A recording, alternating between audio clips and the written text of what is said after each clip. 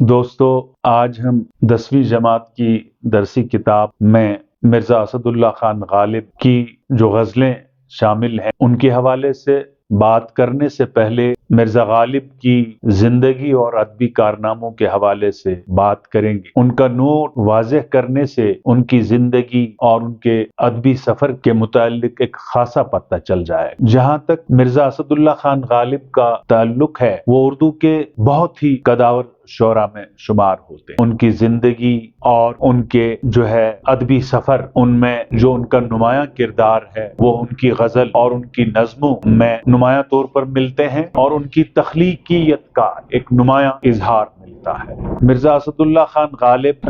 ان کے آباء و اجداد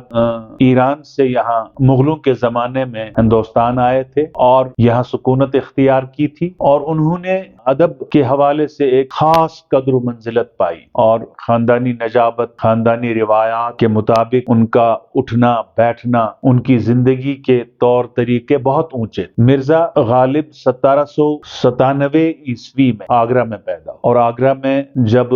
پیدا ہوئے تو ابتدائی تعلیم وہاں سے حاصل کی، اور بالآخر ان کی شادی 13 سال کی عمر میں ہوئی اور وہ آگرے سے دلی منتقل ہو گئے۔ انہوں نے اب سکونت اختیار کی دلی۔ ان کی زندگی بہت ہی نشیب و فراز سے عبارت۔ ایک تو چھوٹی عمر میں جب ان کی شادی ہوئی، بڑے ہی متمول اور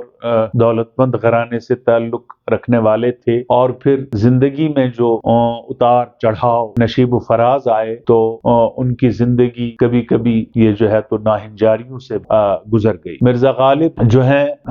جب دلی میں انہوں نے سکونت اختیار کی تو ان کے اندر کا شاعر جاگ اٹھا، اور ان کے قلب و ذہن میں تخلیقیت رچی بسی، تو اس کا اظہار انہوں نے شعر کے ذریعے سے کیا۔ مرزا غالب جو 10ویں جماعت میں جو ان کی 2 غزلیں ہیں، جب ان کو ہم پڑھتے ہیں تو ان کی شاعری اور ان کے فکر اور ان کی زندگی کے حالات و قوائف کا خاصا پتہ چلتا ہے۔ مثلا ابن مریم ہوا کرے کوئی، میرے دکھ کی دوا کرے کوئی، تو آگے جا کر کہتے ہیں اسی غزل میں، روک لو گر غلط کرے کوئی، بخش دو گر خطا کرے کوئی۔ تو دنیا کی بے ثباتی اور توقع اور امید کا اٹھ جانا، اس کا بھی والہانہ اظہار کرتے ہیں۔ جب توقع ہی اٹھ گئی غالب، کیوں کسی کا گلہ کرے کوئی۔ گلہ کرنے کے بجائے، کسی کا گلہ شکوہ کرنے کے بجائے، وہ اندر کی دنیا میں جھانک کر دیکھتا تھا، اور اندر کے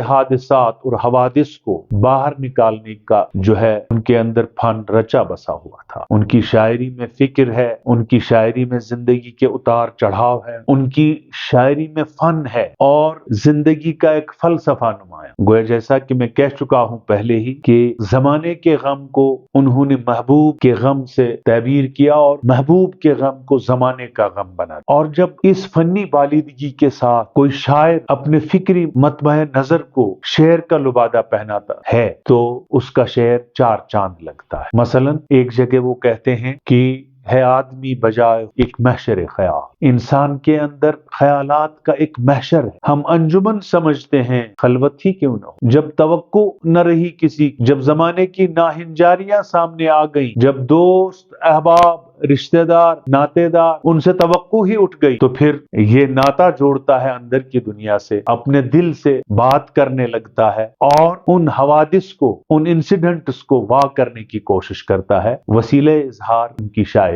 ہے آدمی بجائے خود ایک محشر خیال، ہم انجمن سمجھتے ہیں خلوت ہی کیوں نہ ہو۔ تو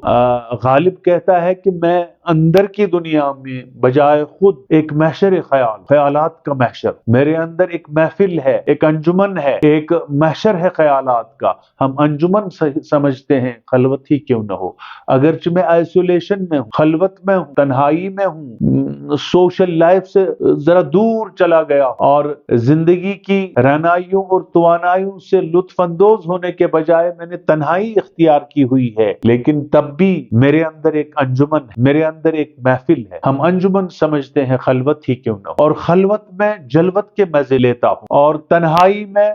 محفل اور انجمن کے مزے لے لیتا ہوں، کیونکہ میرے اندر خیالات کی دنیا بسی، میرے اندر تمنیات کی دنیا بسی ہوئی، میرے اندر حوادث اور کیفیات کا ایک سمندر جن کو میں واقع ہوں۔ لہٰذا یہ شاعر اپنے ہی فکر کے ساتھ اپنے اندر جینے کی کوشش کرتا ہے اور وہی گر سکھاتا ہے۔ تو اگر ہم یہ کہیں کہ غالب جو ہے اپنے زمانے کے سربراوردہ شاعر ہے اور اس زمانے کے بعد آنے والے زمانے کے بھی سربراوردہ شاعر، تو کوئی مضحکہ نہیں، کوئی مبالغہ نہیں، کوئی غلط بات نہیں۔ اردو کے سربراوردہ اور قداور شعراء میں ان کا شمار ہے۔ چنانچہ میر تقی میر، مرزا محمد رفیع سودا، یہ بھی کچھ کم پائے کے شعراء نہیں تھے، لیکن غالب جو ہے خود اعتراف کرتا ہے غزل کے حوالے سے، ریختہ کہ تم ہی استاد نہیں ہو غالب، کہتے ہیں کہ اگلے زمانے میں کوئی میر بھی تھا۔ جہاں تک ریختہ کا تعلق ہے، ریختہ غزل کو کہتے ہیں، اس میں حسن تعلی اور صنعت تعلی کا نمایاں اظہار بھی ہے، لیکن اس چیز کو کنفیس کرنا بھی ہے اور اس چیز کا اقبال کرتا ہے کہ میر تقی میر بھی بڑے پائے کا شاعر، بہت ہی قداور شاعر۔ ریختہ کہ تم ہی استاد نہیں ہو غالب، غالب تم ہی فقط غزل کے استاد نہیں ہو، تمہارے سے پہلے میر تقی میر بھی گزرے ہیں جو ریختہ کے استاد تھے، جو اس فن کے حوالے سے ید طولہ رکھ قداور شاعر تھے۔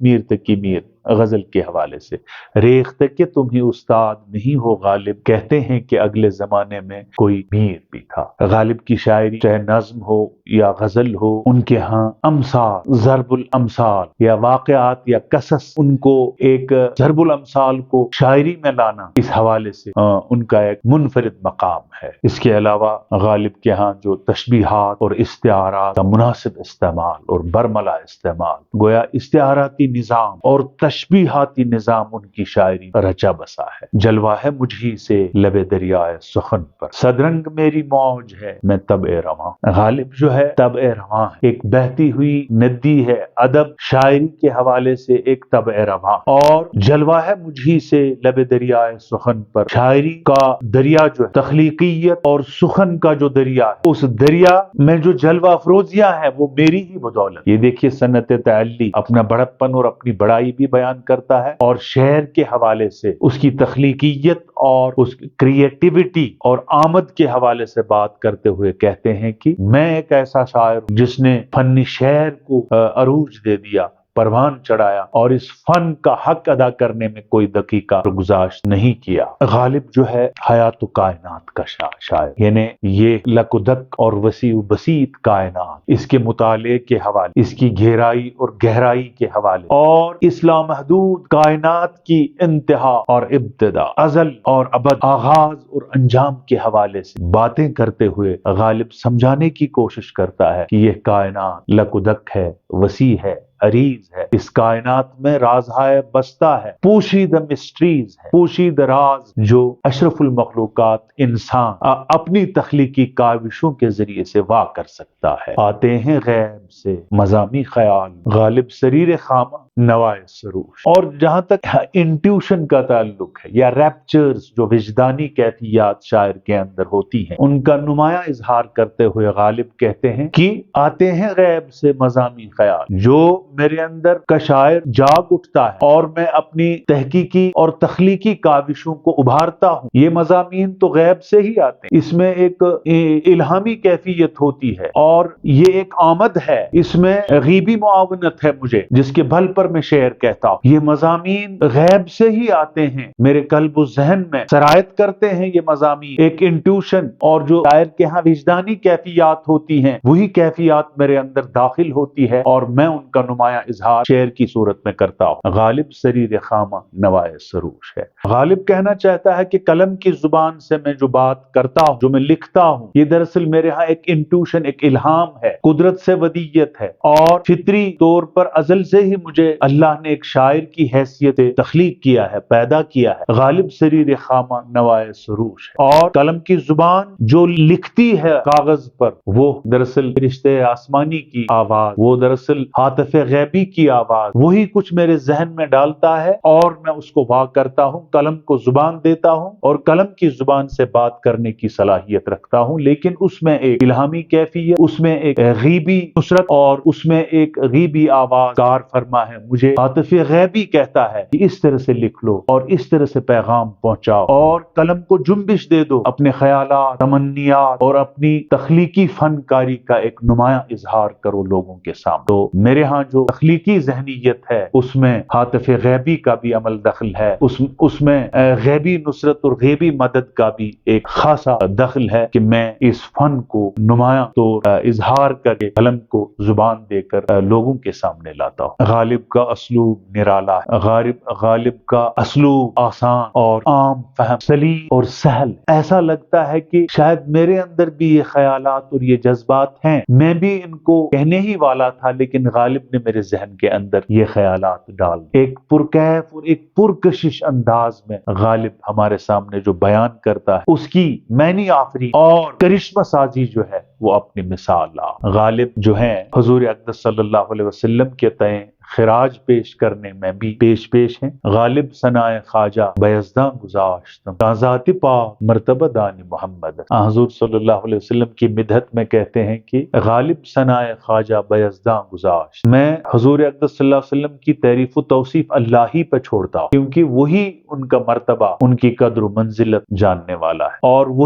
وہی حضور صلی اللہ علیہ وسلم کا مرتبہ دان، ان کی قدر و منزلت جاننے والا ہے۔ جیسا کہ میں کہہ چکا ہوں کہ ان کی زندگی میں کئی ایک ناہنجاری، زمانہ تو انگریزوں کا تھا، وظیفہ ملتا تھا، وہ وظیفہ بھی ان کو بند ہو گیا، اور غربت کا سامنا آئے دن ہوا۔ یہ انہی کا خاصہ ہے کہ وہ زندگی کی رہنائیوں اور توانائیوں میں مشکلات کا سامنا کرنے کے گر بھی سکھاتا ہے، اور وہ سلیقہ بھی دے دیتا ہے، اور وہ حوصلہ بھی عطا کرتا ہے، جو سلیقہ اور حوصلہ اختیار کرنے کے بعد انسان کٹھنائیوں اور سختیوں کا مقابلہ کر کے زندگی کو جی سکتا ہے۔ وہ چیزیں بھی ان کی شاعری میں نمایاں طور نظر آتی، لیکن جیسا کہ ان کی غزل سے یہ چیز دیکھنے کو ملتی ہے، جب توقع ہی اٹھ گئی غالب کیوں کسی کا گلہ کرے کوئی، تو توقع اور امید جو ہے جب وہ نہیں رہتی ہے اور نا امیدی چھا جاتی، پھر کبھی کبھی انسان قنوطیت اور یاسیت کا شکار بھی ہوتا ہے۔ غالب کے اندر تعلی بھی ہے، مطلب صنعت تعلی، اپنے بڑھپن اور اپنی بڑھائی